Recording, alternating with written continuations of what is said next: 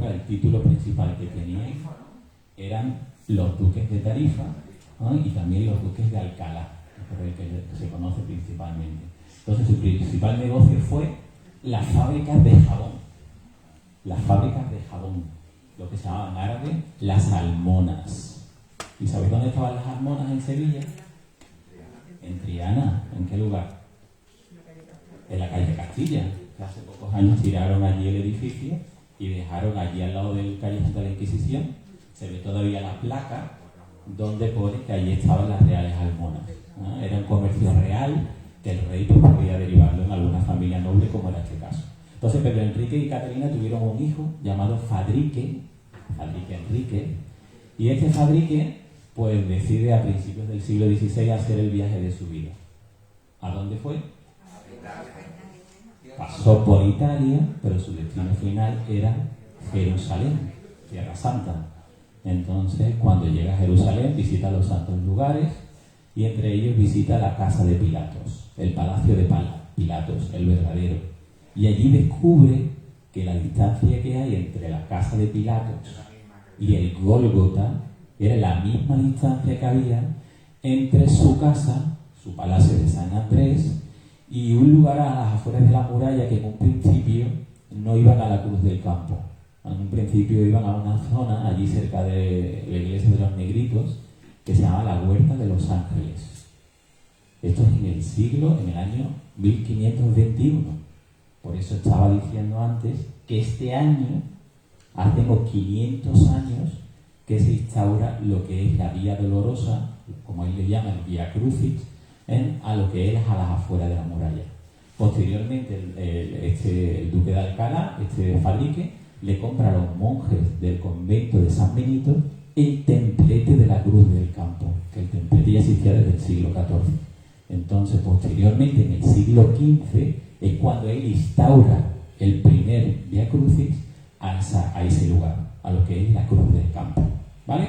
Entonces, siempre la primera estación del Vía Crucis se hacía al principio dentro de la casa, en lo que es la capilla de la casa, pero posteriormente se traslada al exterior y aquí, si os fijáis, veis una cruz que es la primera cruz, la primera estación del Vía Crucis. Si os acordáis, dijimos que desde la casa de Pilatos hasta lo que es el templete hay una serie de azulejos que fueron construidos por las hermandades con las diferentes estaciones del Vía Crucis. Un detalle muy interesante, no sé si lo sabéis, Fadrique, cuando llega de Jerusalén a Sevilla, él trae consigo 14 cruces que representan a las 14 estaciones del Vía Crucis.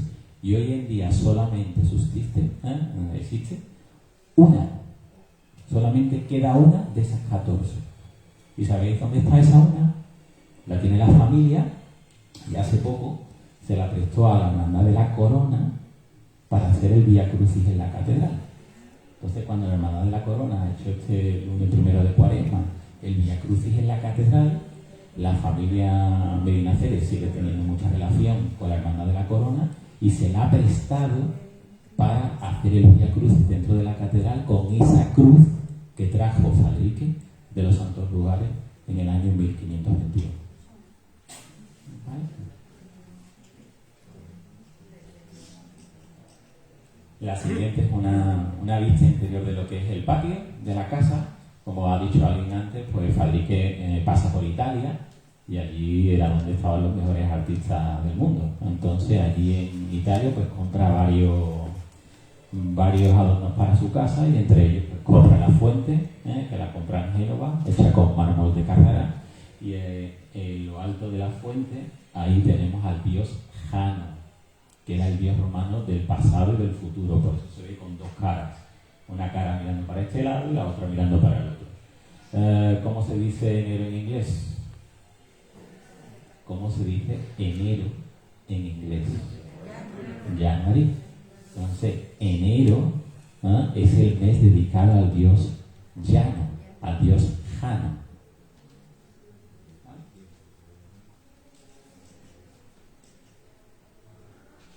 Fijaros, aquí tenemos un grabado de mediados del siglo XIX, donde se puede ver muy bien el templete, que el templete ya os he dicho que fue construido en el siglo XIV y se estuvo utilizando como final de una cofradía de penitencia hasta el siglo XIX. La última que procesionó al templete fue la Hermandad de los Negritos, con la cruz que se llama de las Toallas. Entonces, cuando la Hermandad de la Villa Unión hace el Vía Crucis dentro de la casa de Pilatos, con los hermanos mayores de las diferentes cofradías, siempre el Vía Crucis lo encabeza la cruz de guía de los Negritos, que se llama la Cruz de las Toallas. Y un detalle muy interesante en este grabado, ¿qué es eso? Que venía el agua de dónde. Eso, no de Carmona, que lo hemos dicho muchas veces. Si os fijáis, hay un detalle muy interesante, y es que el acueducto, hasta que llegaba al templete de la Cruz del Campo, venía soterrado. El agua venía debajo tierra. Es cuando llega al templete de la Cruz del Campo cuando empieza a tener lo que conocemos como el acueducto. ¿Lo veis que sale de aquí? Entonces hoy en día del acueducto nos quedan solamente 3 restos. ¿Cuáles? Cayo Luis Montoto. Nos quedan ahí 2. Nos queda el trozo de enfrente de los arcos, ahí en los pajaritos, en la parte de los pajaritos. Y nos queda también, podríamos decir, un cuarto, que es el Callejón del Agua. Claro, Sevilla tenía 2 manantiales principalmente. Tenía este que venía de Alcalá y tenía otro por la zona de Miraflores que se llamaba la Huerta del Arzobispo o la Fuente del Arzobispo. Este daba el agua principalmente al centro de Sevilla. La gente, recordando, tenía agua en su casa. Entonces, ¿de dónde cogía el agua? De las fuentes, de las plazas. Siendo la fuente más antigua de Sevilla, ¿sabéis cuál? La de la Encarnación, efectivamente. Y la otra parte, la de la Fuente del Arzobispo, que venía por Miraflores y llegaba a la zona de la Macarena. ¿Sabéis que toda esa zona de qué era? ¿Zona de qué? De huertas, de hortelanos. Entonces, todo el agua de la zona de la Macarena, pues llegaba de la zona de Miraflores, no por aquí. Este tenía un ramal que salía también a la Guaira. Entonces, la Guaira también eran los palacios antiguos de los musulmanes. Por eso se llama aquí la zona la Huerta del Rey Moro. Y entonces por eso la Guaira también tiene una conexión directa con lo que era el acueducto. ¿Vale? La construcción. Claro.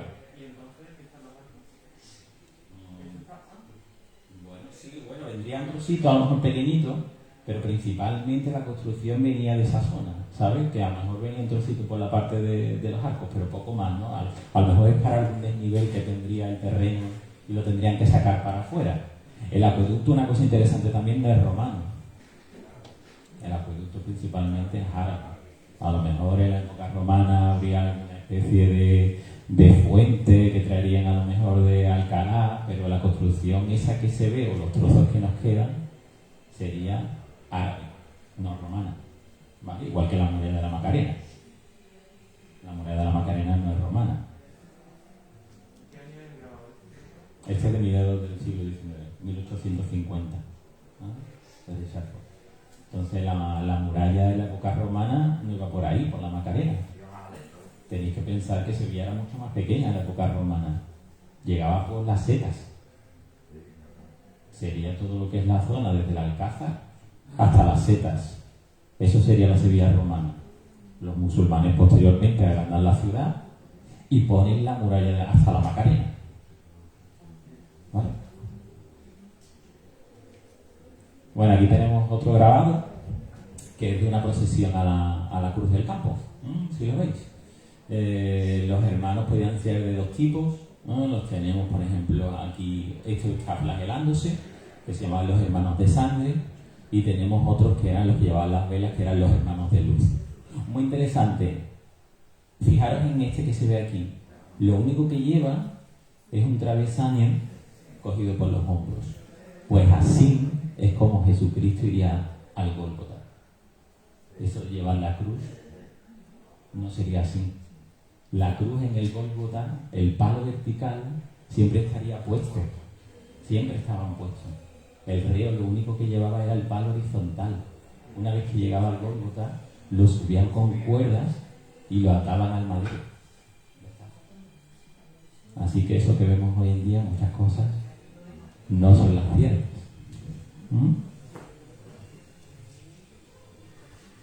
Bueno, fijaros, aquí tenemos ya lo que sería el trocito que nos queda de la carretera de Carmona, pues sería algún trozo de por aquí. Si os fijáis, aquí tenéis, ¿qué tenéis aquí? La Puerta Carmona, efectivamente, con la muralla que sigue para este lado. Y este gran edificio, ¿qué sería? El convento que van a hacer un hotel ahora. Efectivamente, el convento que van a hacer un hotel ahora. ¿Cuáles han sido las grandes devociones en la historia de Sevilla? El Cristo de San Agustín.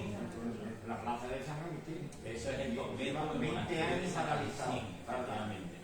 El convento grande de San Agustín, que era comparable al convento de San Francisco que estaba en el ayuntamiento, que era el más importante de los agustinos en toda Andalucía. ¿Qué devoción más tenemos en Sevilla?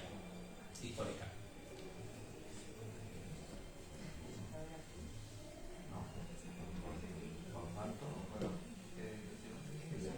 Las grandes devociones, lo que sería comparable para nosotros hoy en día con la Macarena y el Gran Poder, pero en aquella época, estamos hablando del siglo XV, siglo XVI. Por Dios, la Virgen de los Reyes.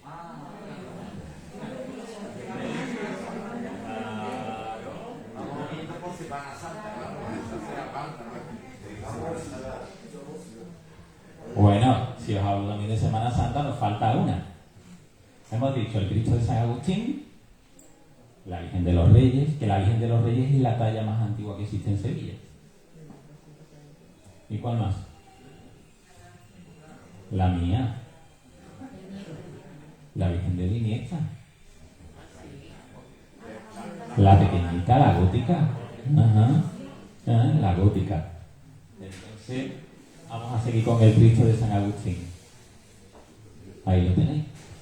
¿Sabéis la historia del Cristo de San Agustín? El Cristo de San Agustín, igual que pasa con muchas imágenes de aquella época, se cuenta que es del siglo XIV y se lo encuentra un hortelano en una acequia. Se dice que en la época durante la invasión musulmana, pues lo que se hacían eran esconder a las tallas. Eso lo tenemos con la Virgen del Rocío, que aparece en un árbol, lo tenemos con la Virgen de las Cuevas, que aparece allí metida en la cartuja cuando estaban buscando barro.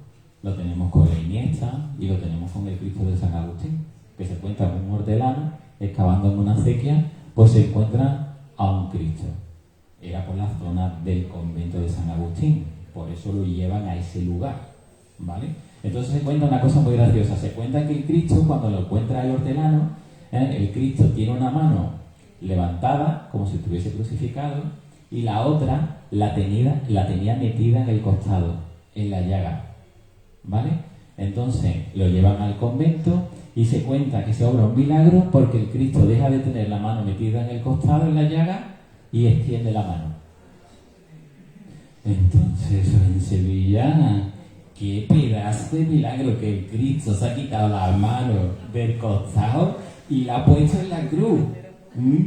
Entonces eso unido a que por supuesto el Cristo era muy milagroso, el Cristo, por lo que se ve, cuando había alguna calamidad o alguna peste, epidemia de peste, lo sacaban en procesión. Y por ejemplo, la peste más importante que hemos tenido en Sevilla, ¿os acordáis? En 1649, que muere casi la mitad de la población.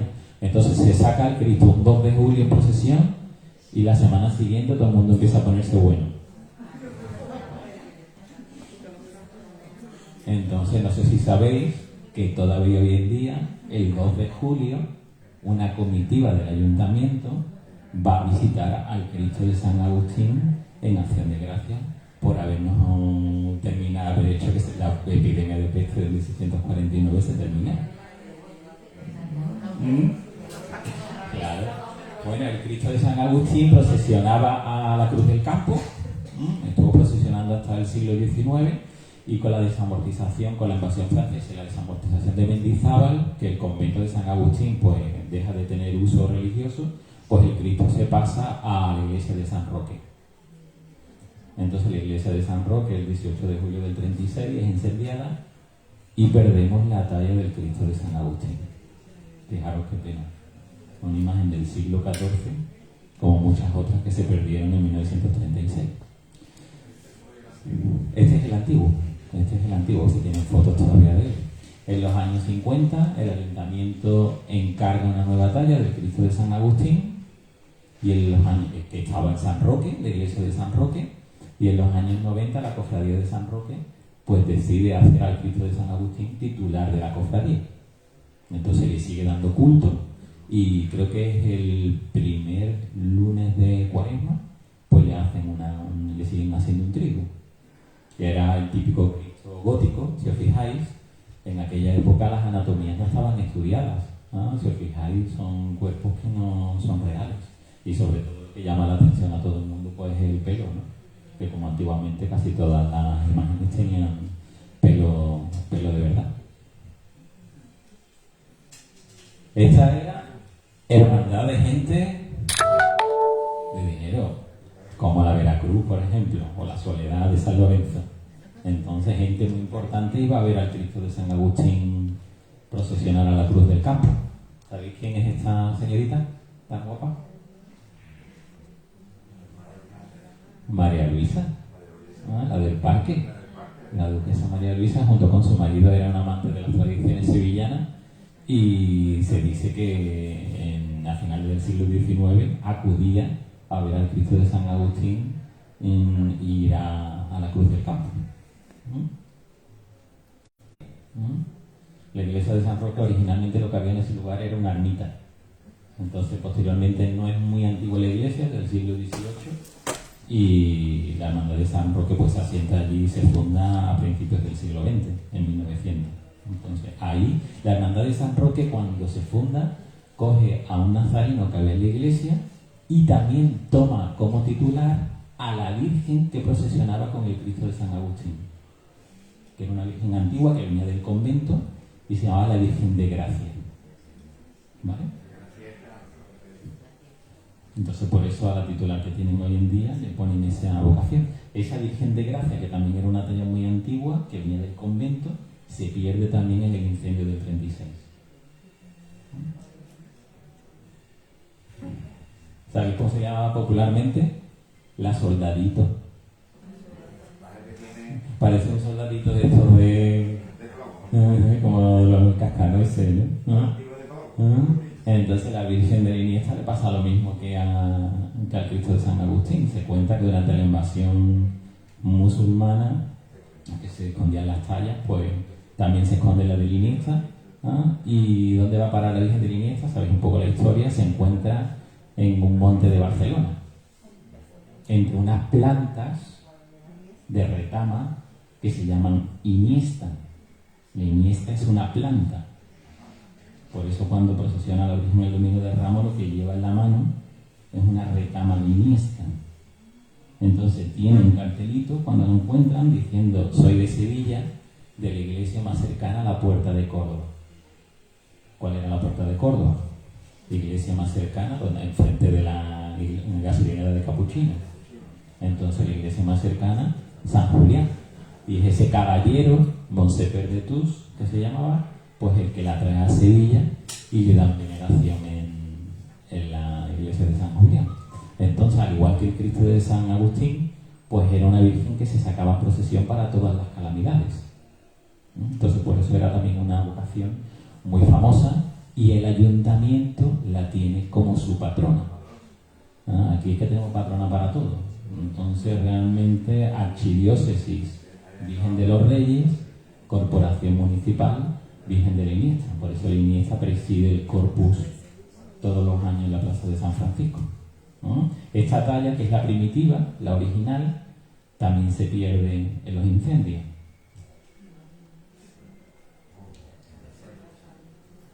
¿Qué es eso? San Julián. En el incendio San Julián se incendió, fue la primera de las iglesias que se incendia en el año 32. Se cuenta que una noche, no sé si os acordáis cuando estuvimos también por allí haciendo la visita, que aquella noche se dice que unos turistas estaban andando por allí a las 12 de la noche. Hora muy rara por unos turistas que estuviesen por allí, serían japoneses. Entonces, pues se cuenta que era una cosa muy rara, porque aquella noche, por los testimonios de la gente, estaban las luces apagadas de la iglesia, que siempre estaban encendidas, y se dice que se empezó a encender la iglesia entre las 1 y las 2 de la mañana. Entonces, cuando llegan los bomberos, pues las arquetas del agua estaban obstruidas, estaban bloqueadas. Entonces se cuenta que fue una cosa muy rápida, porque prácticamente en una hora San Julián se había quemado entera. Entonces era gente que había entrado dentro y había metido fuego por diferentes sitios. No podía ser solamente de un sitio, porque si no hubiese tardado mucho más en quemarse la iglesia entera. Entonces, una imagen de la mañana, esto fue el 18 de abril del 32, y donde están ahí pues, todo el mundo del barrio, ahí expectante a ver qué es lo que ha pasado. Se perdió casi todo, y de lo poco que se logró salvar fue el archivo de la hermandad, y se salvó también una Inmaculada de Alonso Cano. El resto, los 3 titulares que tenía la hermandad, uno era el crucificado de Felipe de Rivas, la Dolorosa, que era de Montañés, atribuida a Montañés, y esta, la Virgen de la Iniesta Gloriosa, también se perdió en el incendio. Un detalle muy interesante que veis aquí. La cruz, ¿dónde está la cruz hoy en día? No. En Sevilla tenemos muchas cruces. Esta cruz sigue estando allí, pero en vez de estar allí, aquí en la pared de la iglesia, está aquí en el centro, en un templete que hay. Las cruces que indicaban. Normalmente un cementerio. El cementerio siempre estaba aledaño a la pared de la iglesia. O algunas veces, como el caso, por ejemplo, de esta de Santa Cruz, que la de Santa Cruz originalmente no estaba en el barrio, sino que estaba donde estaba la de Santa Cruz originalmente. En Cerrajería, en la calle Cierques. Lo que indicaban eran agua potable. Que había alguna fuente cerca, que el agua de esa fuente era potable. No solamente indicaba un cementerio. Así era la Virgen de la Iniesta primitiva, la que era atribuida a Martínez Montañés. Y así quedó en el incendio. Entonces la Virgen de la Iniesta, cuando sale el domingo de Ramos, lleva un trocito de la que se quemó en un relicario delante del paso. Primera Virgen que se viste en Sevilla de hebrea, la Iniesta. Antes las vírgenes siempre iban de reina. ¿Y quién creéis que viste a la Virgen de Hebrea? El más revolucionario de todos, Juan Manuel Rodríguez Ojeda. Juan Manuel Rodríguez Ojeda es el que toma la decisión, junto con la Junta de Gobierno, de vestir a la Virgen de Hebrea. Aquí la hermandad sigue llevando en el Sin Pecado, sigue llevando a la Virgen antigua vestida de Hebrea. La Iniesta tiene 2 peculiaridades. Primera hermandad, donde la Dolorosa se viste de hebrea, y primera hermandad que salen los nazarenos con capirotes, que también lo instaura Juan Manuel. Hasta aquel entonces los nazarenos iban sin capirotes, como los penitentes. Entonces él, para hacerlo mucho más estilizado, le pone los capirotes y también introdujo, ¿sabéis qué? La capa en las túnicas. Antes eran todas de cola. ¿Y esta quién es? Qué rara, ¿no? La foto, ¿eh? ¿Qué? La Virgen de los Reyes.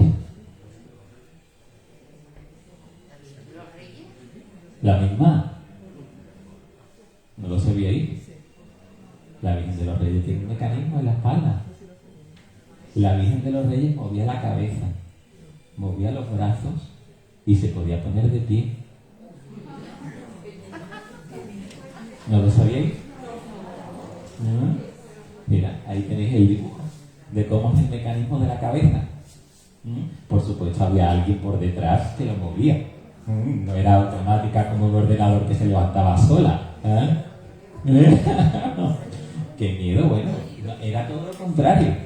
A la gente le producía el hecho de que era más humana. Bueno, claro. Entonces la Virgen, no sé si lo sabéis, fue un regalo del rey de Francia, del rey Luis IX, a su primo, a Fernando III el Santo. Entonces es la talla más antigua y ya os digo, el mecanismo estuvo allí funcionando hasta el siglo XIX.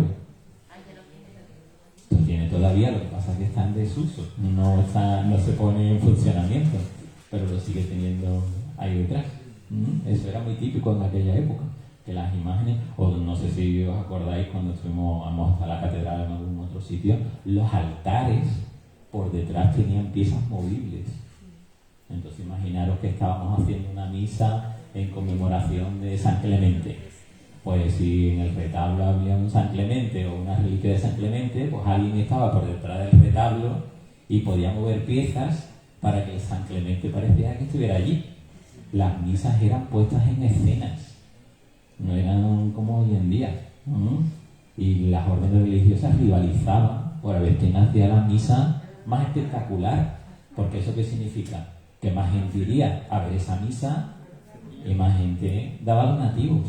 Entonces era una competencia muy fuerte entre jesuitas, dominicos, franciscanos, todos los tipos de congregaciones de órdenes religiosas. Pues el Pablo de la Virgen de los Reyes. Aquí tenéis a la Virgen. La Virgen, la verdad es que está en muy malas condiciones hasta el año 2015 más o menos, que ya le hacen una restauración bastante profunda. Es la Virgen que más veces ha salido en Sevilla en rogativas.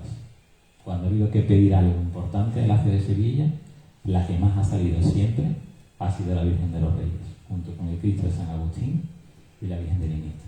Las tres grandes devociones de Sevilla a lo largo de la historia. Bueno, ya empezamos un poco con las cofradías. Nómina de 1885 de las cofradías de Sevilla. Perdón, 83, pues creo que bueno, 85, no lo vienes aquí. 18 cofradías teníamos. Ahora tenemos unas poquitas más, ¿no? Ahora creo que tenemos sobre 70, ¿no? Sobre 70 aproximadamente. Fijaros las que vamos viendo. La primera es el Buen Fin, que salía el domingo de Ramos. Aquí tenéis la hora a la que salía. Después tenemos la Amargura. Ya del domingo de Ramos pasábamos al miércoles, y en el miércoles tenemos la Iniesta, y también tenemos ahí las 7 palabras. Efectivamente, en algunas es muy interesante porque en algunas, si os fijáis, pone que en caso de lluvia hará la procesión otro día. No en todas lo pone, solamente en algunas. Si llueve, saldrá el viernes de 2 a 3.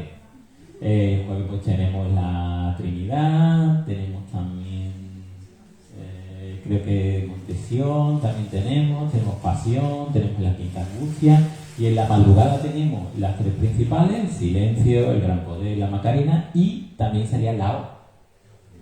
La O también salía de madrugada, el viernes de madrugada. Y el viernes pues tenemos la Soledad, tenemos casi todas, no se han movido desde aquella época, no se han movido mucho de orden. Tenemos la Mortaja, que la Mortaja, por ejemplo, salía de Santa Marina, no salió del Convento de la Paz, que sale ahora. Bueno, y ahora vamos a empezar a hacer el recorrido. Vamos a empezar por dónde. La Macarena, esto es una vista del arco, vista desde dónde. Desde la calle San Luis. Entonces, cosas interesantes. ¿Veis esta casa? ¿Qué sería esta casa hoy en día?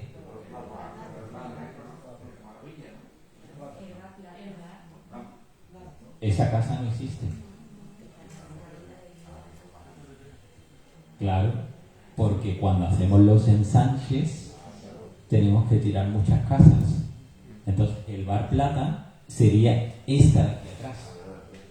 Esta hilera de casas, pues se tira.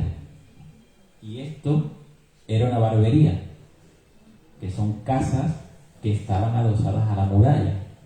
Hoy en día esas casas no existen tampoco, ¿vale? Son igual que las casas que estaban adosadas al Alcázar, al muro del Alcázar. Efectivamente. Y aquí en el lado de la izquierda veis que la muralla sigue por esta zona.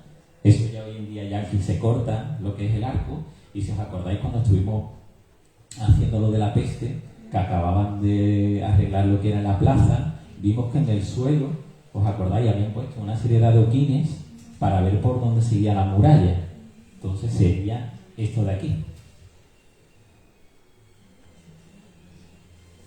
Aquí tenéis una vista más interior desde la calle San Luis, donde veis aquí una cruz de guía llegando. ¿Qué hermandad sería?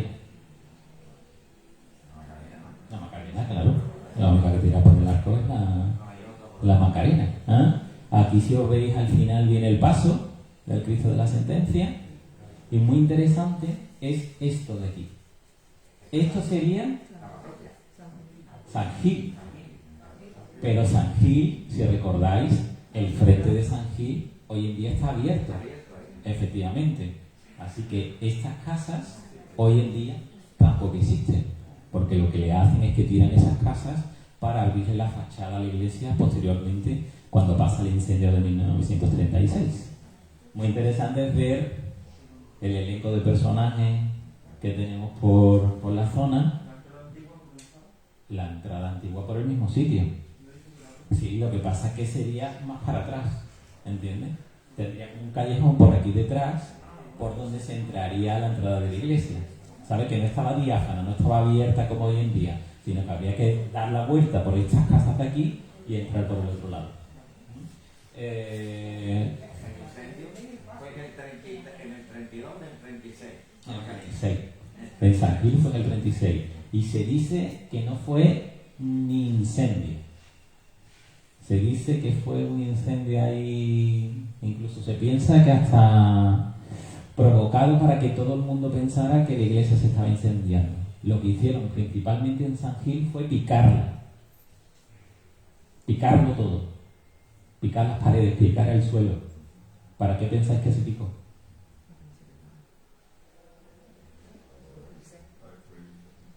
Para encontrar a la Macarena. Realmente lo que querían era eliminar la talla. Claro, entonces lo que empezaron a picar, sobre todo fue la iglesia, para ver si estaba escondida en algún sitio. En un principio la idea de los macarenos, ¿sabéis cuál era? Abrir un agujero en la iglesia, crear como un búnker debajo del suelo de la iglesia y esconderla ahí. Menos mal que no lo hicieron.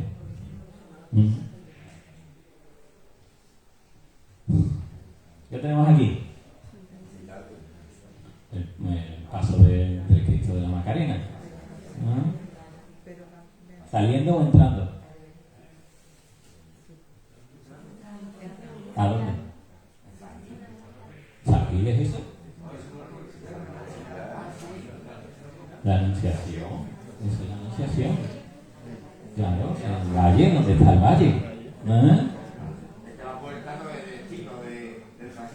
Claro que no. San Gil es como San Marcos, San Julián, que es un ojival. Esto es la Anunciación.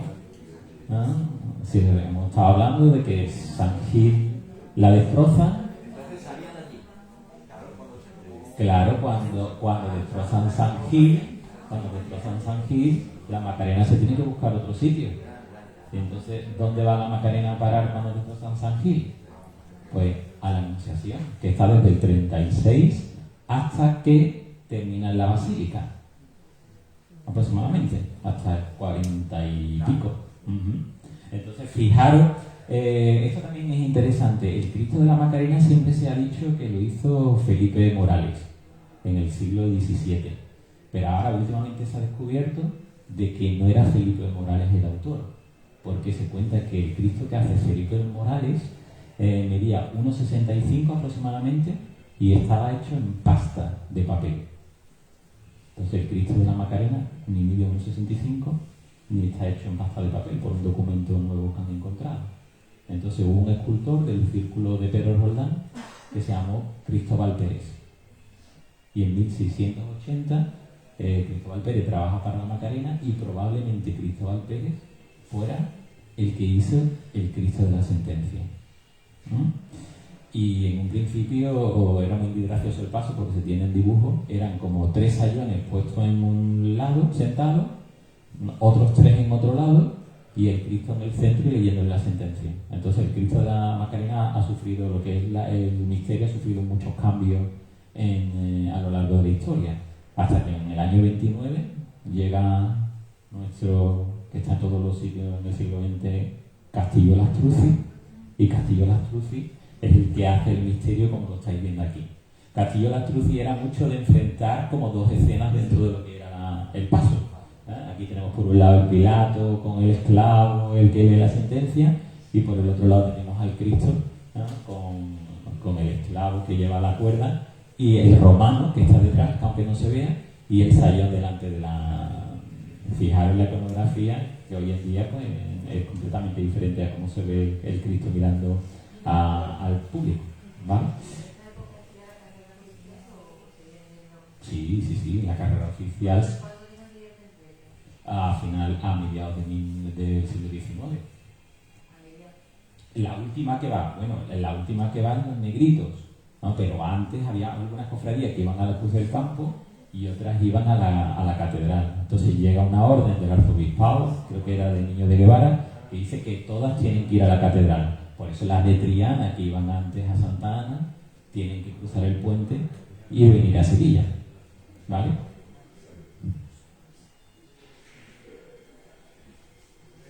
¿Esta cuál es? La Macarena, cuando estaba en San Gil. Es muy gracioso.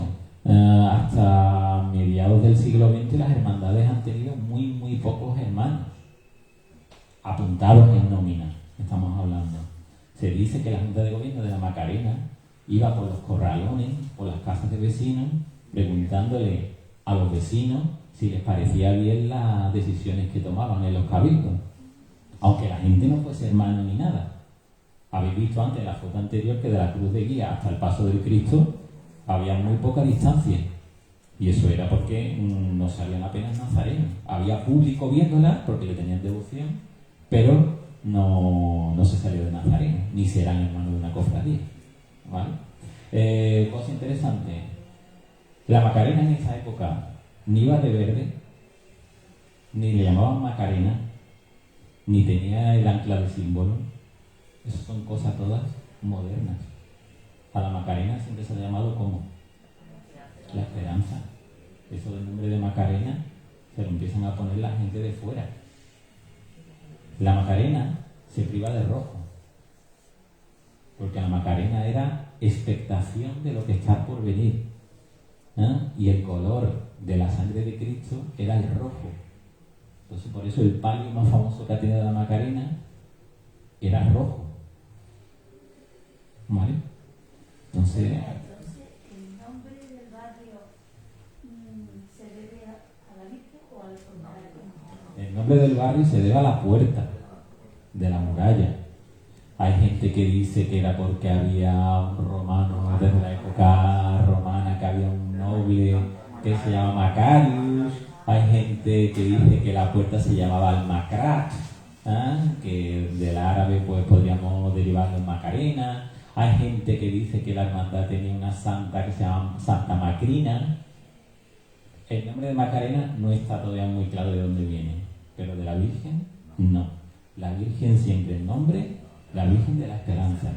Y casi todas las cofradías en aquella época no tenían de titulares a Cristo que salieran en un misterio.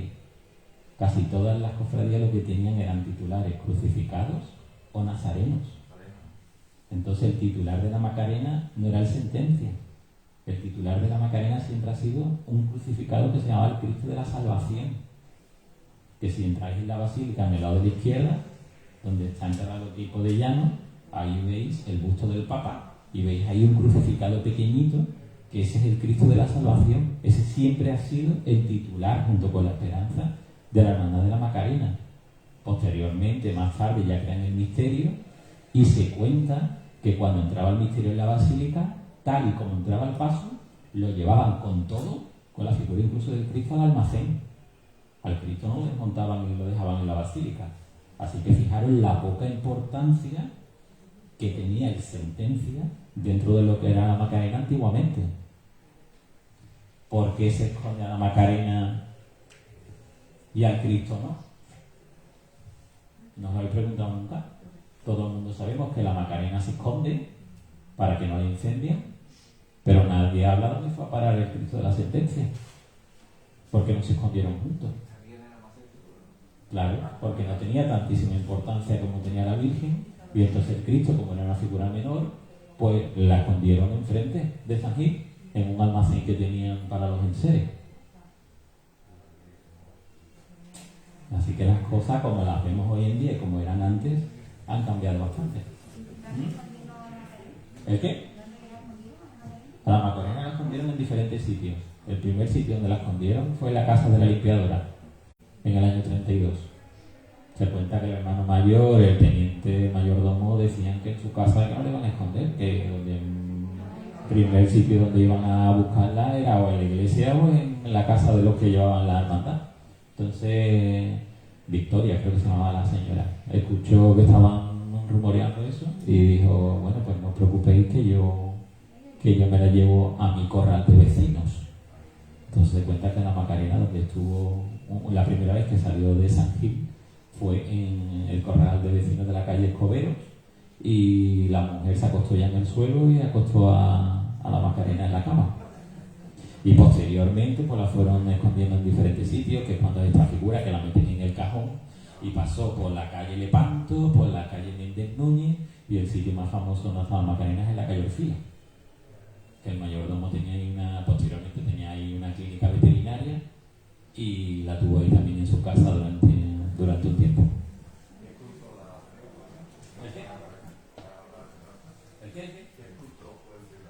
Anónimo.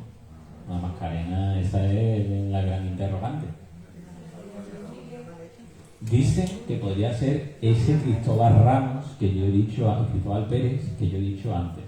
Pero se ha dicho antes de todas las imágenes importantes que las atribuyen como el gran poder a Montañés. Todo el mundo quería tener una escultura de Montañés. Entonces, se dice. Claro, bueno, pero que todo el mundo, por ejemplo, si cuando hemos ido a San Telmo, hemos pasado por San Telmo y vemos las figuras allí de los personajes ilustres, el que tiene la cabeza, cuando se representa a Montañés, se le ve con la cabeza del gran poder, porque se pensaba que el que la había hecho era él. Ya posteriormente ya se sabe que es Juan de Mesa.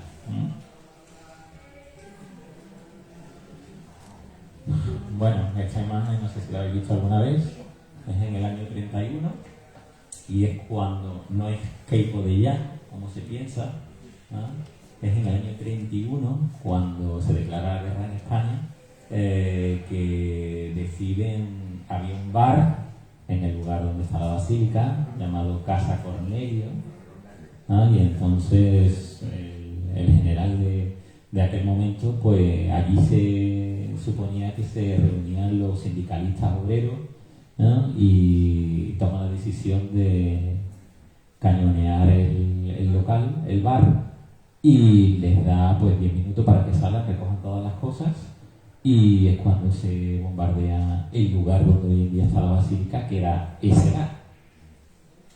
Aquí tenéis una foto, de cómo era el lugar donde hoy en día está la basílica. ¿Veis? Desde aquí hasta aquí sería donde está la reja, ¿vale? Entonces aquí, por ejemplo, tenéis ya el azulejo. El azulejo se pone por los años 20, y aquí veis cuando ya le han dado el primer cañonazo al bar, a Casa Cornelia. Posteriormente, Queipo de Llano es el que le quita a la familia dueña del bar los terrenos y se los da a la Macarena. ¿Y ese avión? Ese avión pasaba Salió ahí también. Estaba involucrado también, ¿no? Mirad, aquí tenéis la foto de la casa Cornelia, y aquí tenéis una imagen del bar, el interior del bar, que se funda en 1901, y muy gracioso la terraza, aquí, la terraza de la Cruz del Campo. La Cruz del Campo siempre ha marcado nuestras vidas, desde hace mucho tiempo, no es ahora nueva, Eso, hay cosas que no cambian, por mucho tiempo que pase,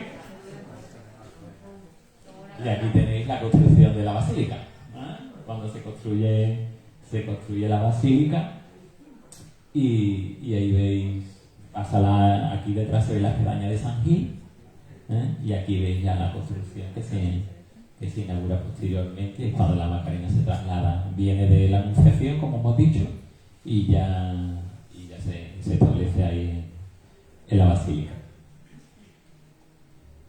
¿Estos quiénes son? Los armados de la Macarena. Fijaros qué guapos están ahí, parecen toreros, con los capotes esos que parecen ahí. La centuria se dice que es del siglo XVII, que es muy muy antigua las dos más antiguas son las del Santo Entierro, los del Santo, bueno, los que seguimos teniendo hoy en día todavía, los del Santo Entierro y la Macarena. Se cuenta que en un principio eran 25 vecinos del barrio y iban vestidos a una forma que se llama la milanesa. Posteriormente llega el que hemos dicho antes, Juan Manuel Rodríguez Ojeda, y les cambia el atuendo y se lo cambia por con este mantolín, las armas se alquilaban y romanos armados llegaron a tener casi todas las cofradías en Sevilla. Tuvo la Estrella, tuvo el Calvario, tuvo la Iniesta, tuvo la Cena, incluso la Macarena los alquilaba. Si una cofradía quería sacar armados, pues como una banda de música, le decía, bueno, pues pago tanto y venís aquí a desfilar con nosotros. De la ropa esa como un mantolín, Juan Manuel los vuelve de nuevo a vestir y ya les crea lo que se parece más a lo de hoy en día. Lo más interesante es que les crea como una armadura que se llama las armaduras de costilla, como si fuese una especie de costilla, como veis aquí. Les crea las enaguas y le pone los flecos dorados a lo que son las enaguas. Así que va evolucionando el vestido de los armados, lo hace la hermana de Juan Manuel, lo borda la hermana de Juan Manuel. Y le pone las plumas, por supuesto. Esta foto es muy interesante porque esta foto es de principios del siglo XX, que vino a visitar Sevilla el rey Alfonso XIII. Entonces, el rey pide que una vez que termine la procesión de la Macarena, los armados vengan al Alcázar, que les va a pasar revista y darle de comer, por supuesto. Los hermanos no iban a ningún sitio si no se les daba de comer y de beber. Eso era muy importante. Los armados han sido de coco. Se cuenta que prácticamente hasta mediados del siglo XX los armados eran famosos por las indisciplinas y los castigos que se le daban a los integrantes porque eran bastante borrachillos.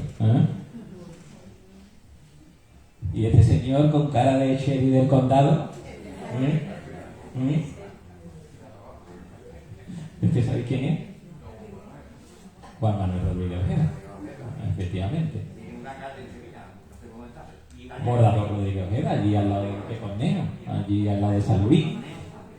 Entonces Juan Manuel tenía allí su estudio, su taller de bordado tenía allí en la calle al lado de Duque Cornejo. Entonces Juan Manuel, gracias a él, es el que pues lo cambia todo. Los palios hasta aquel entonces eran todos negros, las virgen se vestían de negro. Él introduce el color, los palios eran de cajón. Él es el que le da forma. Los mantos, lo que os he dicho del capirote, en las capas, en las túnicas, los armados. Fue un innovador completamente para su tiempo. Contó con una ventaja. ¿Sabes cuál? Efectivamente, que estaba metido dentro de la Junta de Gobierno. No es lo mismo que un artista venga a proponer que el artista esté dentro de la Junta de Gobierno. Juan Manuel nace en 1850 y vivió hasta 1930.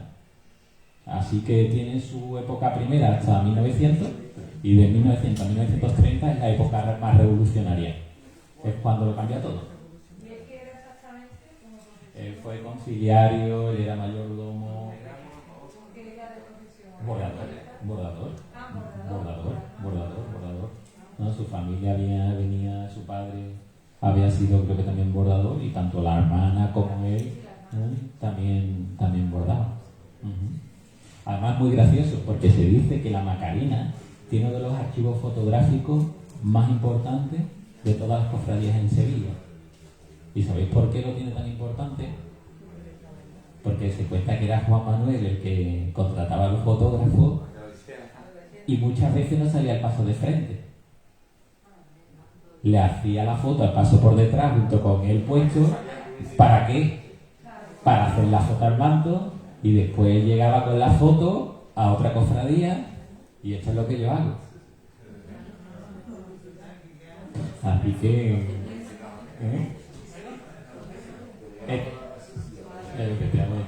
Este es otro armado, un poco cuchillizado, pero este no es Macarena. Hemos visto antes que, por ejemplo, los escudos de la centuria no tienen que ver nada con esto. Estos son los del Santo Entierro, que siguen teniendo esos escudos hoy en día cuando desfilan. Se cuenta que el primer concierto de los Armados de la Macarena lo dieron delante de una joyería que había en la calle Regina, que fue donde hicieron la corona de la Macarena. Entonces la pusieron en el escaparate y allí se fueron los Armados, claro, a la calle Regina, al lado del Mercado de la Encarnación, casi todos los Armados eran de los puestos de la Encarnación, pues se fueron allá al escaparate a dar un concierto. ¿Dónde estamos ahora? Efectivamente, fijaros qué kiosco más bonito. Los kioscos normalmente solían ser en un principio de agua y después ya pasaron a bebidas más consistentes, como era la manzanilla de Jerez y la manzanilla de Sanlúcar y el vino de Jerez. Las dos columnas famosas, con las figuras de... ¿Qué figuras son las que tenemos aquí? Julio César y Hércules, y las caras, acordaros, Felipe II y Carlos I, el padre y su hijo. ¿Os acordáis que había dos lagunas en Sevilla? Una la de la Alameda y la otra la Molvielo, la laguna del compás de Molvielo. Las famosas arriadas. ¿Y ese quién es? Alfonso XIII, que estaba aquí en Sevilla y lo montó. Aquí. Ya sabéis que las inundaciones han marcado también la historia de la ciudad. ¿Y esta? La amargura, efectivamente. La amargura antes de la restauración del siglo XIX. Fijaros lo diferente que es la amargura. Las imágenes, muchas han sufrido muchos cambios a lo largo de la historia. ¿Y sabéis esa foto cuál es? Fijaros, ahí pone arriba la fecha. 1893. ¿Y sabéis qué le pasó a la amargura en 1893? Un fuego. Iba desfilando por la Plaza San Francisco y se cuenta que los costaleros los llevaban debajo del paso un candil. Y entonces un monaguillo que iba delante del paso vio cómo empezó a salir fuego debajo de la saya de la Virgen. Entonces el paso se prendió completamente. Lograron sacar al San Juan, que le rompieron una pierna y una mano. No tiene esta mano, fijaros, ¿lo veis aquí? Está la de aquí de este lado, pero la de aquí no. Y la Virgen se quedó también, la lograron sacar, pero se quedó también sin manos. La Virgen no tiene manos, ninguna. Entonces lo perdieron todo absolutamente del paso, la candelería, todo se perdió. El palio quedó en muy malas condiciones. Y se cuenta que al San Juan sacaron del ayuntamiento una túnica, lo hicieron con la túnica, y la hermandad de Pasión se enteró del incendio y le prestó a la de la Amargura el manto de la Virgen de la Merced, que es lo que se ve. Este manto no es de la misma Amargura, sino es de la Virgen de la Merced, que se lo trajeron los de Pasión. Posteriormente, ya Antonio Susillo es el que la restaura y le da esa fisonomía, que es la que más nos suena hoy. Y estos dos, tenemos muchos personajes famosos, pero después cuando los vemos en foto no sabemos reconocerlos. ¿Sabéis quiénes son? ¿Quién? Claro, pero no los reconocemos y muchas veces tenemos las fotos, ¿sabes? No. Los hermanos Font, Manuel y José Font de Ata, que son los que hacen la marcha Amarguras, efectivamente. Su abuelo ya era militar compositor, que fue el primero que crea una marcha para una cofradía en Sevilla, que se llama La Quinta Angustia. Se llama la marcha. Su padre, el padre de ellos, era letrista, también militar, que es el que crea la banda municipal de Sevilla en el Hogar San Fernando. Y ellos, este de aquí es Manuel, que era pianista y hacía normalmente, componía coplas, y este era José, que este era violinista. Este estudia en París y conoce a Manuel de Falla y era súper extrovertido, súper cachondo y súper animado. Y este, el violinista, era todo lo contrario.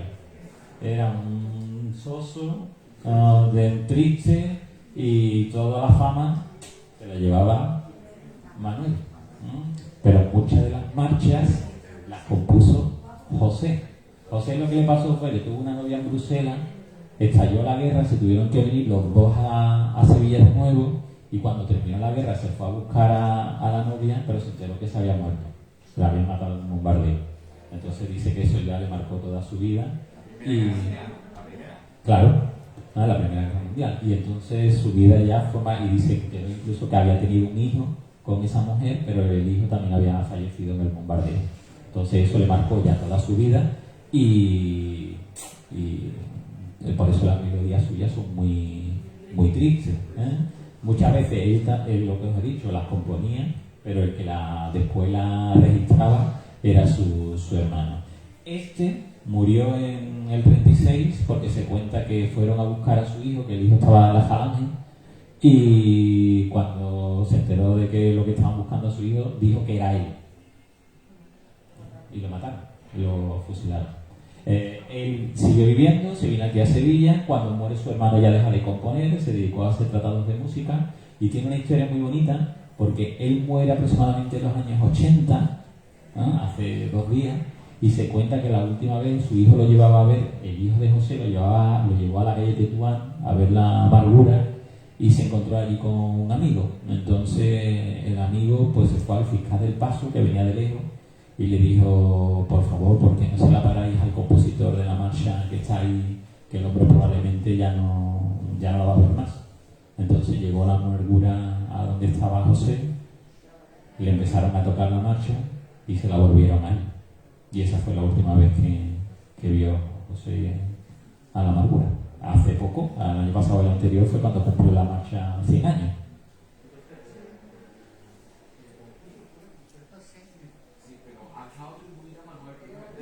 Porque Manuel la registra.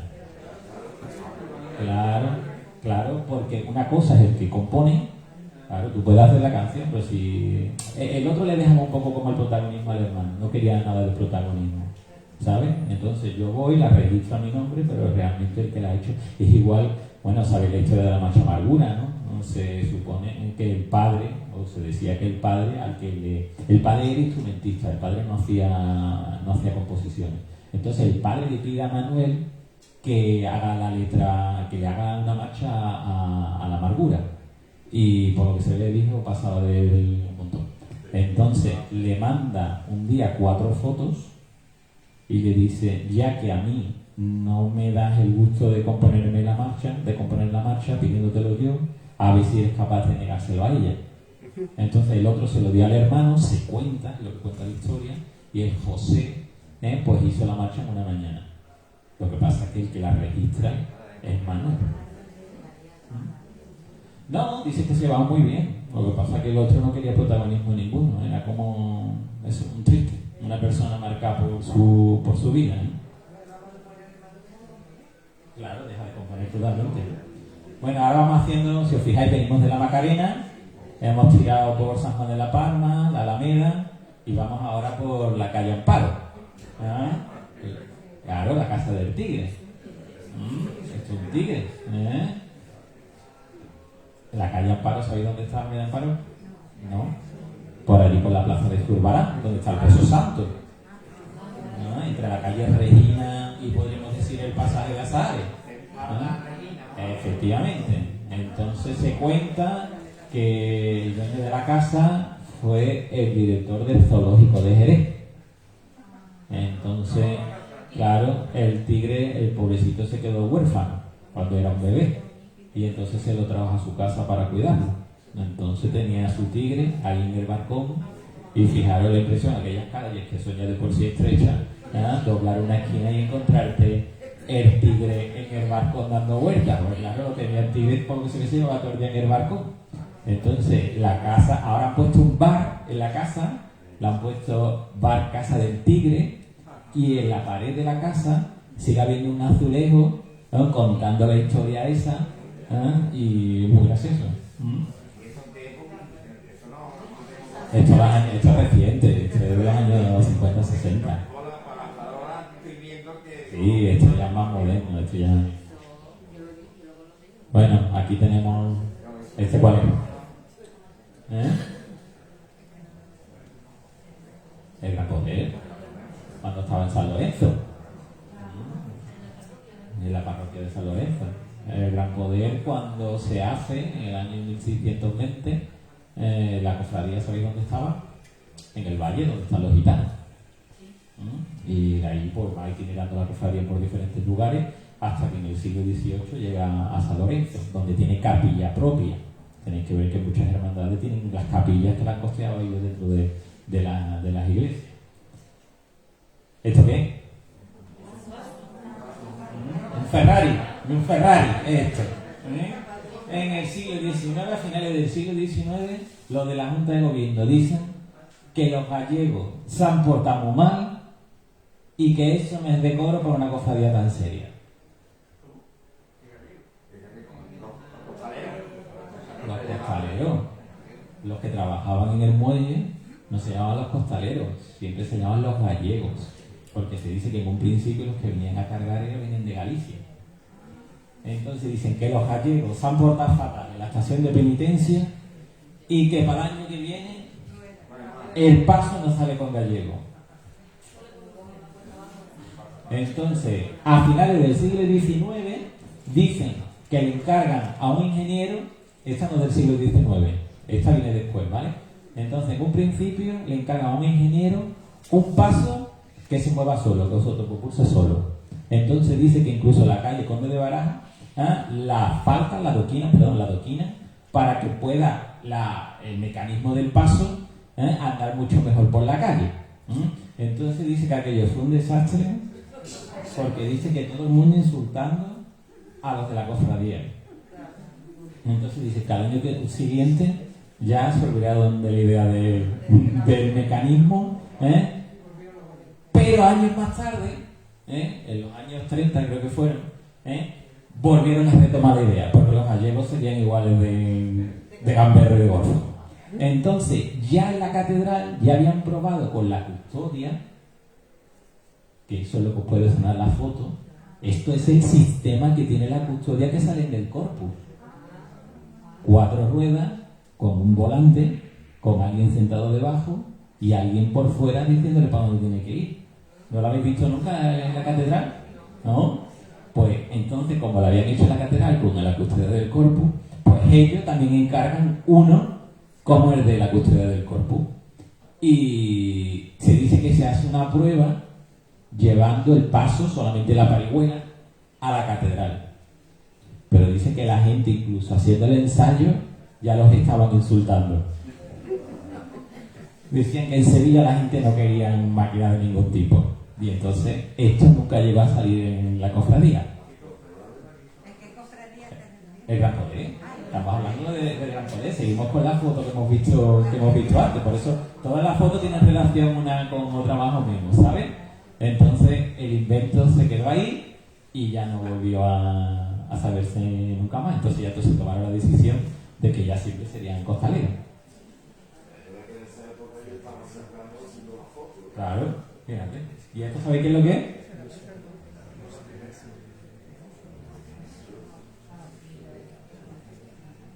Esto era el edificio que estaba antes de la Basílica del Gran Poder,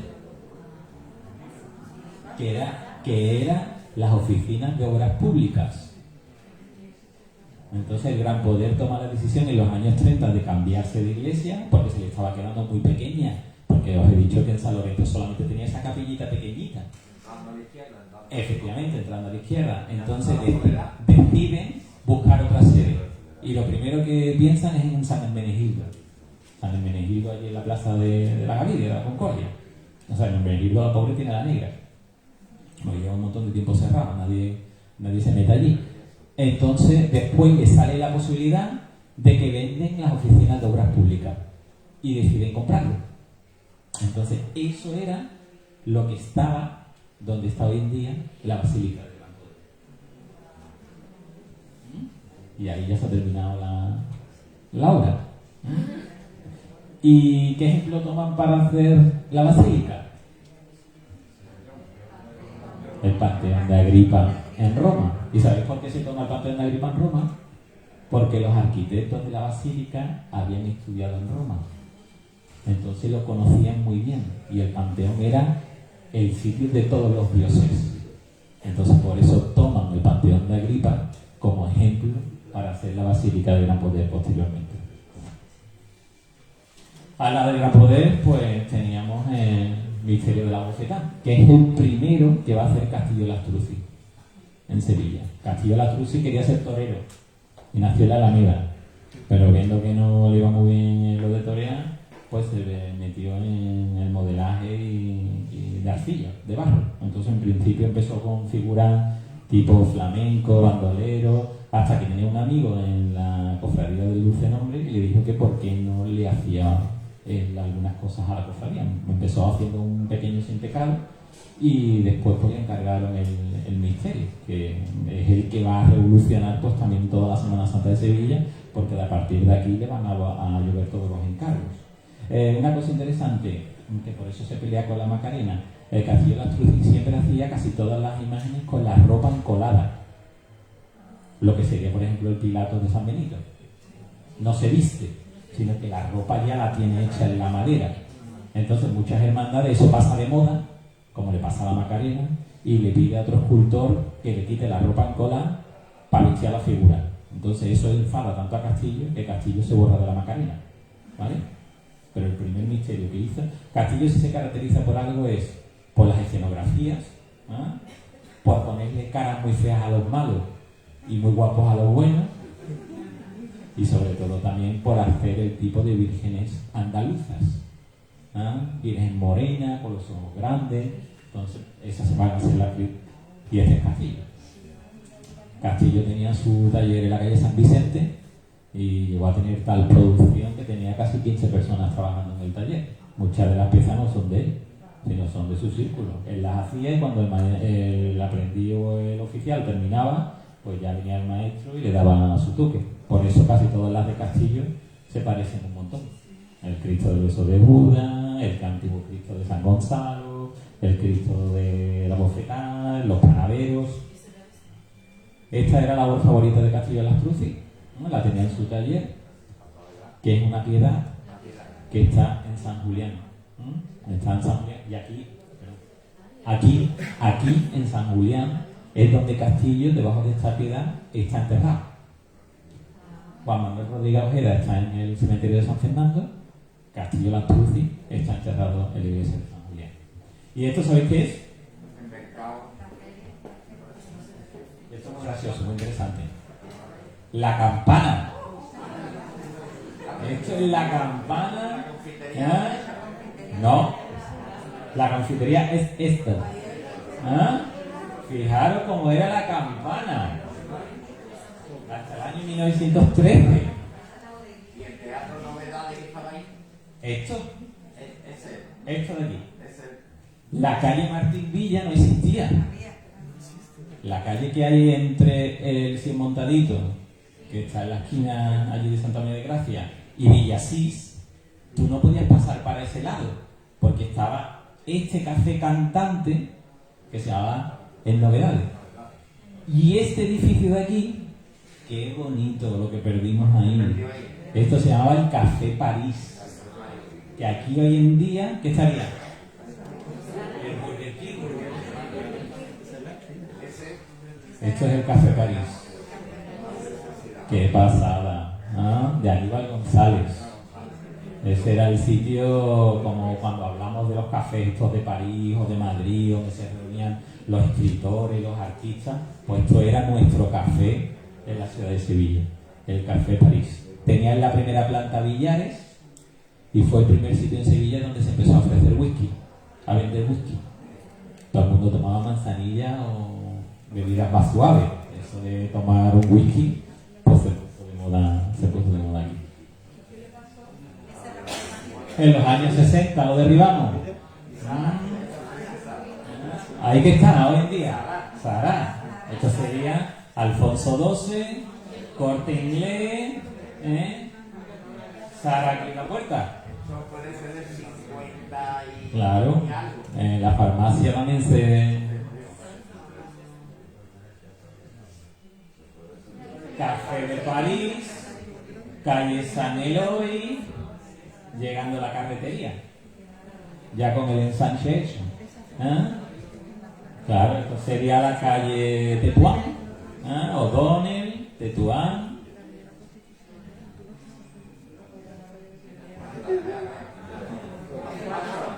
¿Esto qué es? El guarda de la campana. ¿Eh? Mira lo que tiene aquí, el guarda. ¿Eso qué es? La ¿Cómo lo sabe? Y el cerdito, he visto yo alguna foto que tienen hasta cerdito y todo. ¿Sabéis de dónde viene el nombre de la campana?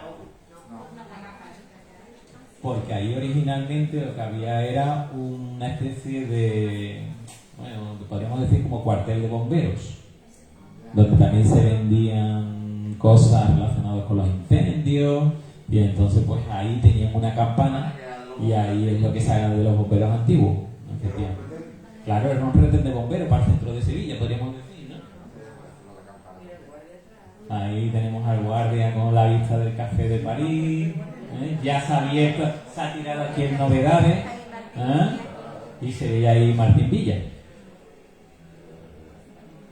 Y este señor es el que fundó la confitería de la Campana. ¿Sabéis qué calle era calle Siempre? Siempre en Sevilla estábamos agrupados por gremios, ¿no? Unos sitios eran los odreros, los boteros, pues la Campana, la calle Siempre era la de los pasteleros.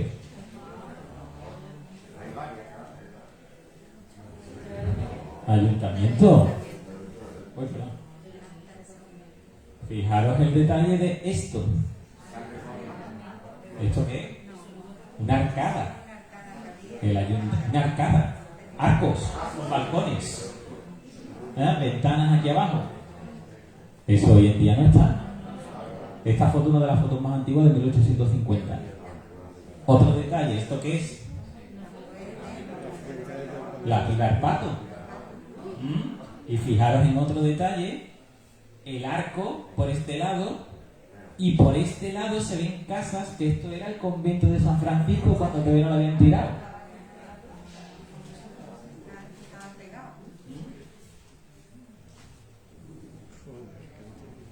Vista desde la calle Granada, sin el Banco España, los cocheros esperando como los taxistas, y los kioscos de agua, también muy interesante. Hay fotos que están los tranvías tirados por mulas. Efectivamente. Yo tengo muchas fotos de este tipo. Estas son de las fotos más antiguas que tenemos en Sevilla. Vale, está el tranvía, pero tirado por mulas, ¿vale?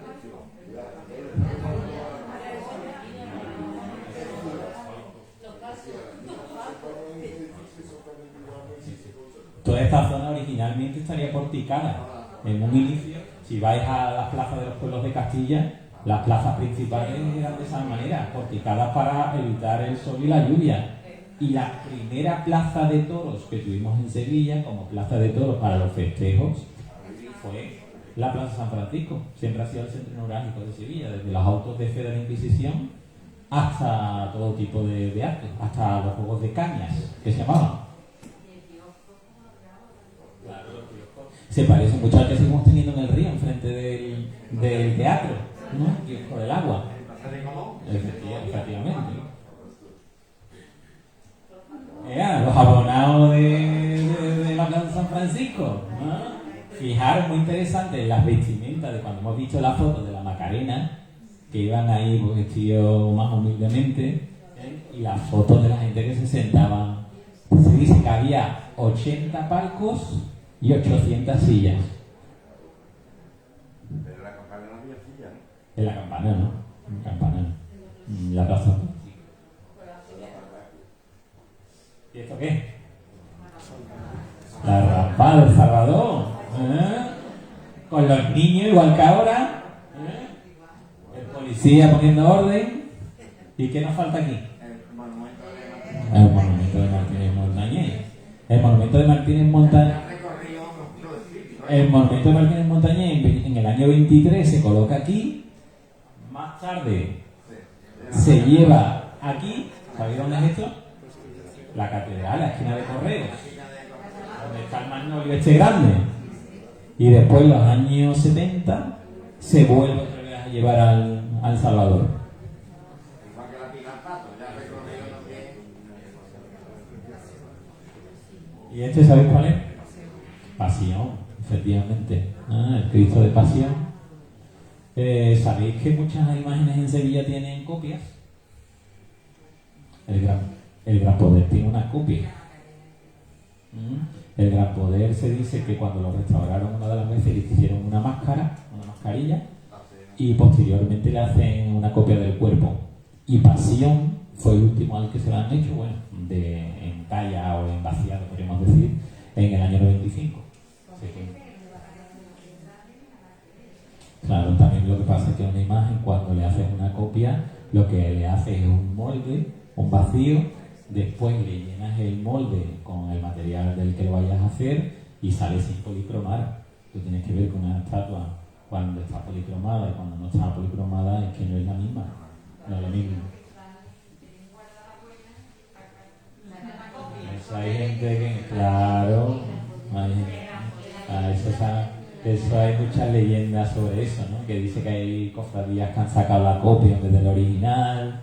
Está la copia del Cristo del Cachorro en el cementerio, que le hizo Aníbal González, que también fue un vaciado del Cachorro verdadero. Este es el Cristo de Pasión, en su paso antiguo. Este se quemó en el almacén, hubo un incendio, y se hizo el de Cayetano González, el que se ve hoy en día de plata. Y aquí tenemos a un cirineo de los muchos que ha tenido el Cristo de Pasión, que a este se le llamaba el Mirabalcones. Pues ahí siempre va mirando para arriba. Esto era un San Isidoro, que la hermandad compra la cabeza y le compra las manos, y le pone un cuerpo de Juan de Mesa y lo adecúan a su línea. Esto es las bordadoras haciendo el manto de la Virgen de la Merced. Muchas veces los bordados, los mantos se hacían por el modo de administración.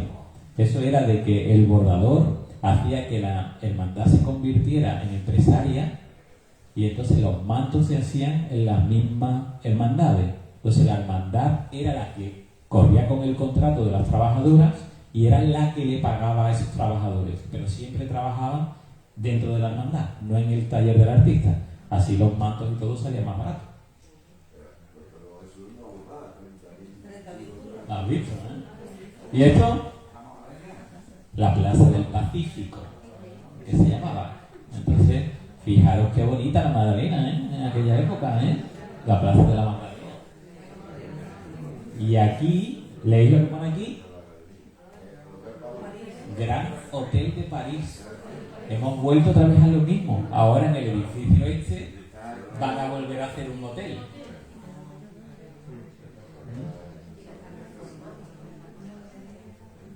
¿Y esto?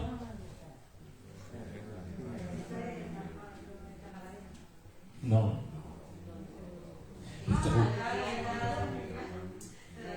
Esto es la veleta que hay en la Capellita del Carmen, de Triana. ¿Y sabéis quién es este? El Marchena. Y el Marchena, ¿sabéis quién era? Un sereno que tenía el barrio. Entonces se cuenta que una noche se escapó un toro, y entonces el Marchena fue avisando a todos los vecinos de que el toro se había escapado, con tan mala suerte que el toro lo pilló a él. Y se dice que dio tantos revoleos y tantas vueltas, y dice que el toro lo tiró para arriba, que incluso vio hasta los mástiles de los barcos del puerto. Entonces a partir de entonces todo el mundo le empieza a llamar veleta. Entonces le gustó a todo el mundo, tanto el hombre era muy querido, se recuperó, y entonces originalmente la veleta estaba en la torre del reloj que había en el Alto. Y entonces ya después, cuando hicieron la Capilla del Carmen de Aníbal González, pues la volvieron a poner en ese sitio como recuerdo del sereno que salvó a la gente del toro, ¿no? Esto es una vista de la Hermandad de las Aguas, que se fundó en San Jacinto. Entonces la veis cruzando el puente. La Hermandad de las Aguas también ha dado un montón de vueltas por todos lados. Y aquí tenéis una vista del puente, con los tranvías. Aquí tenemos ya el edificio del Faro. Eso significa que ya después de la época del 29 tenemos los coches de caballo, tenemos la grúa aquí en el Muelle de la Sal. Esto es la lonja. Esto es el mercado. Esto era un mercado. ¿Y sabéis qué es esto? La Torre de la Luz. Eso fue donde se funda la primera empresa eléctrica de Sevilla, Sevillana de Electricidad. ¿El qué? ¿Dónde está? Ese ya no existe. ¿No? Claro, esto estaba aquí, a donde estarían lo de los autobuses de Damas. ¿Os acordáis cómo estaba aquí la estación de autobuses? Pues en Plaza de Armas, por aquí. Entonces se dio cuenta que en un principio había nada más que 150 abonados y la primera empresa que se abonó a la empresa de electricidad fue la fábrica de tabacos. Claro que tenía mucha producción y mucha gente. Y aquí tenéis el Altozano con la vista del reloj, de la torre del reloj, la capillita del Carmen, que sale aquí. Y aquí tenéis, el reloj tenía dos caras. Tenía una cara que daba al puente y tenía otra cara que daba al Altozano. Entonces se cuenta que cuando hicieron ahí lo que había, se cuenta que era como una especie de bar, que lo destruyen, hacen lo que es la torre con el reloj, y se cuenta que desde el principio hubo muchos problemas porque la gente decía que no se enteraba de las campanas. Entonces le devolvieron la campana a la empresa que la hizo de Bilbao, trajeron otra campana más grande para que sonara más. El reloj al poco del tiempo se estropeó, lo volvieron a arreglar, entonces siempre estaba prácticamente en desuso. Y entonces cuando se crea el recorrido de los tranvías, es cuando se decide tirar la torre del reloj, porque había que ampliar todo lo que era el espacio donde el tranvía daba la curva para la calle Castilla. Entonces esto es otro de los edificios que hemos tenido emblemáticos también en Sevilla y han desaparecido. La Esperanza de Triana, por la calle San Jacinto, saliendo del Altozano. Fijar la diferencia que hay de un paso a otro. La Vía Nazareno. O se habían ido todas a desayunar, o no. Nada más que hay un penitente, mirad, este de aquí con la cruz, el pobre, el pedazo de cruz que tiene, Mira que de gorra. efectivamente, fijaros con las gorras de la gente esa. Esta foto es muy interesante porque ayer salió como habían puesto a la Esperanza de Triana y la han puesto igual que en esta foto del año, creo que es 32. Así que han recreado esta imagen, esta foto es la que podéis ver ahora en la capital de los marineros. La Esperanza de Triana pues, también ha pasado por muchas restauraciones hasta que ya en los Ordóñez le cambió la mascarilla, le puso esa tez más morena y posteriormente Castillo Lastruzzi es el que le cambia las manos y le da la fisonomía que se ve más actualmente. El Cristo de las Tres Caídas con la cruz pintada, pareciendo Carey, y sin el misterio, solamente con el cirineo. Eso, la calle que veis ahí pone Sacra Familia, y esto sería la Plaza Santana. La Plaza Santana, aquí a la izquierda. Fijaros todo el mundo que hay aquí montado, Hay cosas que no cambian, Y mira que un trocito de ahí como de columna. Pero viste que está allí en el centro. Efectivamente. Esto es la imagen del cachorro cuando hubo el incendio en el 73, que fue un incendio fortuito y se perdió a la Virgen del Patrocinio y el cachorro pues se salvó por los pelos, ¿no? Fijaros la cara aquí como quedó ahumado. Vecina San Gonzalo, y aquí os he puesto para que veáis hoy en día que siempre cambiar un titular por otro es una cosa súper complicada, como le está pasando ahora, por ejemplo, a las 7 palabras. Y fijaros, pues, antiguamente lo fácil que era cambiar un titular por otro. Estos son los 3 titulares que ha tenido San Gonzalo en nada, en 50 años, podríamos decir. Este procesiona hoy en día en Jerez de los Caballeros, en Extremadura. Este es el que hace Castillo Lastruzzi, que me parece mucho a lo que os he dicho antes de los panaderos, de la bufetada, porque casi todos los hacía iguales. Pero este un día se cuenta que lo querían cambiar, pero empezaron a decir que tenía termitas en la cabeza. Le habían entrado termitas a la madera. Entonces le cierran la cabeza, le dejan el cuerpo y Ortega Bru le hace una nueva cabeza al Cristo de la Salud. Posteriormente ya le pone su cuerpo, le hace un cuerpo y es el que procesiona hoy en día. Este era Ortega Bru. Ortega Bru venía de San Roque, de Cádiz, y por lo que se ve fue rompedor también con todo lo que se hacía hasta ese momento, y se pone de moda él lo que trae es la técnica italiana. Parecen sus figuras como si fuesen figuras de Miguel Ángel. Entonces ese tallar tan bruto pues se pone de moda en Santa Marta. Se enfadó mucho porque Santa Marta le quitó la Virgen, el baratillo, el Cristo de la Misericordia, efectivamente. Entonces pues Santa Marta no le gustaba la Virgen que le habían hecho, le dijeron que le hicieran otra y finalmente la acabaron sustituyendo. Entonces eso le sentó fatal. ¿Esto sabéis qué es? Eso es donde está el mercado de entrada de los Matadores. Ahí está La cárcel del Pópulo. Esa es la cárcel del Pópulo, por donde pasaban todas las cofradías de Triana, y en especial en este caso en la Esperanza de Triana. Perdón, el mercado de entradores. El mercado de entradores. El mercado, la calle Almanza, claro. Es que lo que pasa es que así no lo ves, pero aquí es donde está hoy en día la reja, los soportales.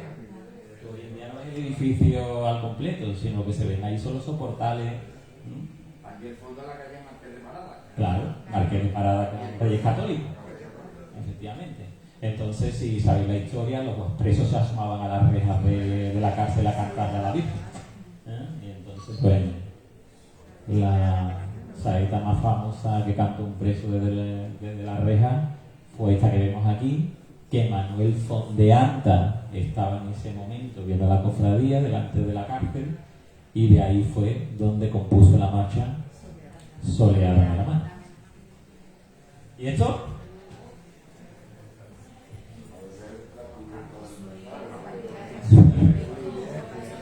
Este es súper interesante. Esto es un teatro, se llama el Teatro Eslava. ¿Y sabéis dónde estaba el Teatro Eslava? Donde está el Hotel Alfonso XIII. Esto era lo que había antes del Hotel Alfonso XIII. Era el teatro de verano de Sevilla, donde se hacían actuaciones de circo, variedades, cine, toda la gente rica, toda la nobleza, donde iba era el Teatro Eslava.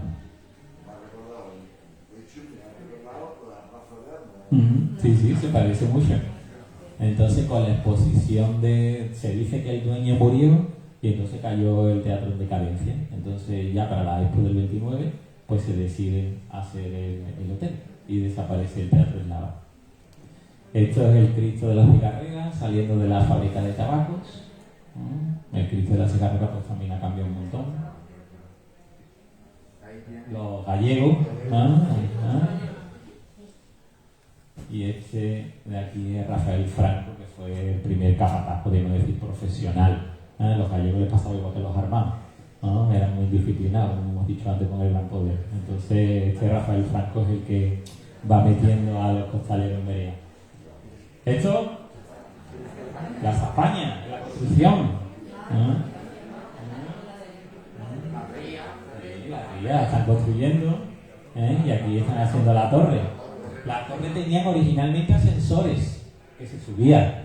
Se podía subir con el ascensor a ver las vistas de las torres. Las torres siguen teniendo los ascensores dentro. Y mirad esta que viene ahora, que es graciosa.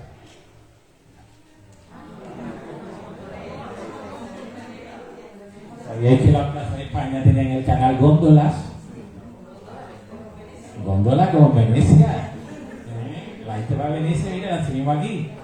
Se dice que para la Expo del 29 se hacen 4 góndolas, con motivos sevillanos. Se le ponen las carpas como si fuesen las de la feria, una de rojo y otras de verde. Se le ponen banderas delante, como si fuesen las carabelas de Colón. Había una con capacidad para 4 y otra capacidad para 6. Y esto de aquí es muy gracioso. No sé si lo he visto esta foto. Esto, La Paz se fue a Rota en busca de los músicos de la sexta flota de la banda. para que le tocaran delante de la cruz de guía en Semana Santa. Entonces, esa es la foto que veis. Dice que cuando llegaron a la campana les dijeron que se fueran ya, que ya se podían ir, porque estaban hacían marchas de Semana Santa, pero a modo jazz. Entonces hay gente que en internet las critica que aquello fue algo espantoso, y hay gente que dice que de lo divertido que fue con la cruz de guía desde que salió hasta que se recogió la campana, de lo divertido que van los negros. Imaginaros, los negros de la sexta flota delante de la cruz de guía tocando Amargura a modo de jazz. Esto fue en los años 70, esto hace poco. Sí, ¿no? ¿Y esto? Santa Genoveva, ¿no? Pasando la vía. ¿Sabéis por qué se llama el barrio Tiro de Línea, no? Porque ahí estaban los militares y ahí probaban los cañones, la puntería de los cañones. Tiro en línea.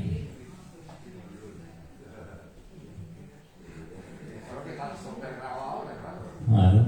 El Cristo de la Cena.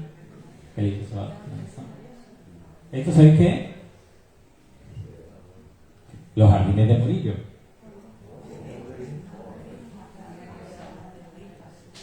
Estos eran los jardines de Murillo antes de que se construyeran.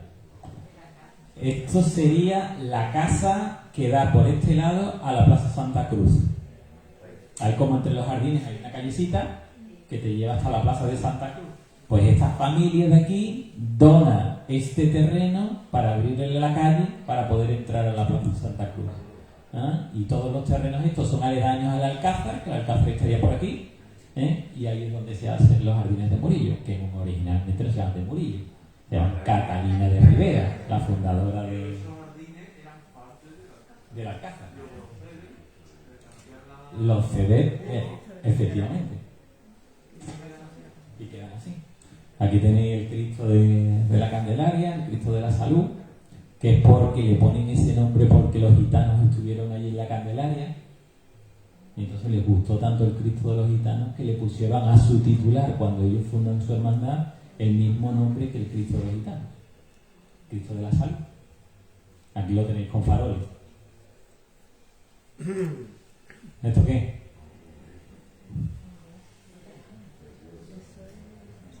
La alfalfa. La esquina. Esto sería la alfalfa, donde están aquí los columpios. Y esto sería la parte de Odrero, Boteros, donde está aquí la confitería en la esquina ahora. ¡Hombre! ¿Y esto? La Encarnación, qué bonita era, ¿eh? La más bonita, ¿eh? Es preciosa. Con el mercado de la Encarnación. Fijaros las cosas que hemos perdido, nosotros hemos ganado. La fuente es la más antigua. ¿Y esto? La calle Imagen antes del ensanche. El 23. Claro. La calle Imagen le pasaba lo mismo que la Campana, que era una calle muy estrechita. Entonces, Había que pegarse cuando tenía tranvía. pues fíjate, se tira una línea de casas. Aquí es que no se ve muy bien, pero esto que se ve aquí detrás es San Pedro. Era el 23 y el 25, a la Cruz del Campo y a la Gran Plaza. ¿Sabes? Los caballos, fijaros la gente lo que está haciendo. Sí. Eso será del 40. El buñido de la mortaja, que es una tradición también muy antigua. El Cristo de los gitanos, saliendo de San Román. Fijaros ahí cuántos sombreros. ¿Esta sabéis quién es? ¿Esta sí? Fijaros en la cara, a eso suena.